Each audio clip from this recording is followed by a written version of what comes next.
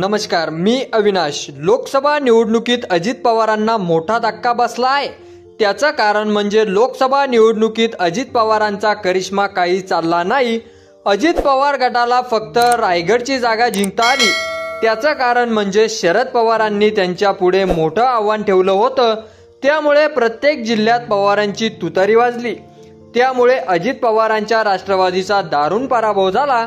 आता अशातच विधानसभा निवडणूक तोंडावर आली आहे आणि अजित पवारांच्या गटातील पदाधिकाऱ्यांनी दादाची घड्याळ सोडून शरद पवारांची तुतारी वाजवण्याचा निर्णय घेतलेला आहे।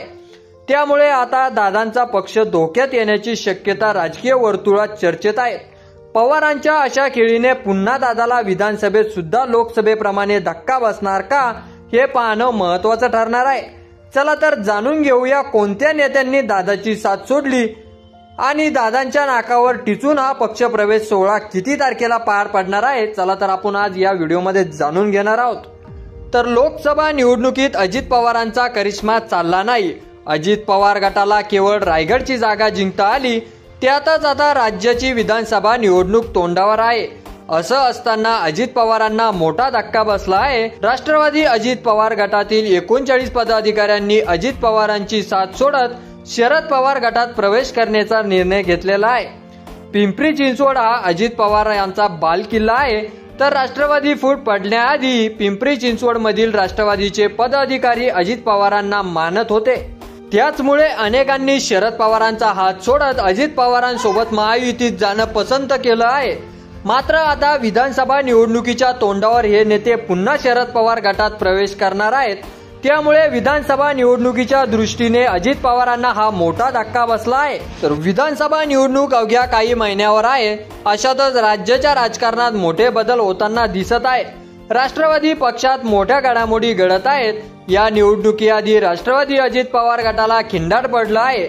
अजित पवार गटाचे 39 पदाधिकारी शरद पवार गटात प्रवेश करणार आहेत। पिंपरी चिंचवड शहरातील 39 पदाधिकारी लवकरच राष्ट्रवादी शरदचंद्र पवार पक्षात प्रवेश करणार आहेत। येत्या 20 तारखेला हा पक्ष प्रवेश होणार आहे। आगामी विधानसभा निवडणुकीच्या पार्श्वभूमीवर अजित पवार गटासाठी हा मोठा धक्का मानला जात आहे। तर विधानसभा निवडणुकीच्या पार्श्वभूमीवर शरद पवार गटाची ताकद मात्र वाढणार आहे।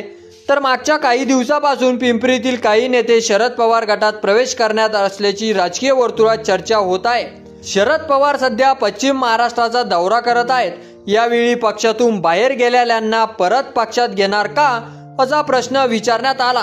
तेव्हा पक्ष सोडून गेलेले अनेक लोक परत येण्याबाबत मला कोण भेटलं नाही, पण जयंत पाटील यांना भेटले आहेत याची मला माहिती आहे, असं शरद पवार यांनी म्हटले आहे। की शरद पवार यांच्या प्रतिक्रियेवर तुम्हाला काय वाटतं ते आपल्या कमेंट बॉक्समध्ये लिहायला अजिबात विसरू नका आणि असेच नवीन व्हिडिओ पाहत राहण्यासाठी आपल्या मराठी एल्गार या यूट्यूब चॅनलला सबस्क्राईब करा।